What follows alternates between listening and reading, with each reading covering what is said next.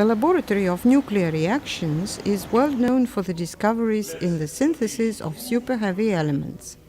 Element 105 in the Mendeleev Table is called Dubnium for physics studies at Dubna. Element 114 holds the name Flerovium in memory of the lab founder Georgij Flerov. Academician Yuri Oganessian and colleagues discovered the first long-lived isotope of element 114. It was acknowledged by IUPAC as Flerovium, along with element 116, Livermorium.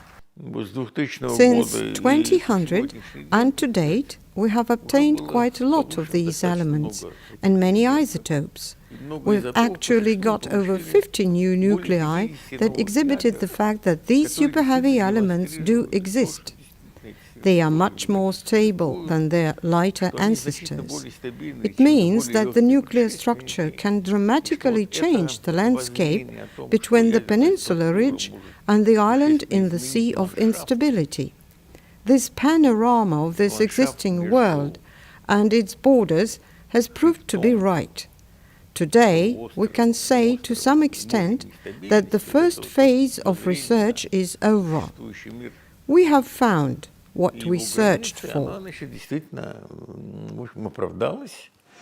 Dubna scientists carried out experiments on the synthesis of element 117.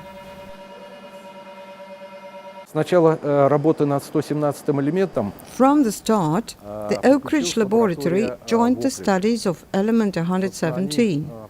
All isotopes were produced there.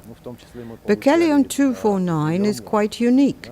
It lives only for 320 days of the half-life period and becomes a radioactive isotope of Californium-249. American physicists amassed the isotope and delivered it to us. We have accomplished a run of 2 experiments on the synthesis of element 117. IUPAC officially announced the submission of applications for elements 113, 115, 117 and 118. They all have been initially synthesized at Dubna. The laboratory is approaching a new phase of studies. A new challenge is set now to start in 2017 experiments on studies of element 119 and 120. For this purpose, the first in the world specialized factory of superheavy elements is under construction. International teams continue the search for the Stability Island. The European Center for Heavy Iron Research in Germany, the Lawrence and Livermore National Laboratories in the US, the Japanese Institute for Research in Physics and Chemistry, and many others. Absolutely the same experiments have been carried out in different laboratories that obtained similar results. That means that the scientific community employ the data, and we are acknowledged by the world. This is our starting point now. We even have an advantage, as we had an early start and proceed in our studies.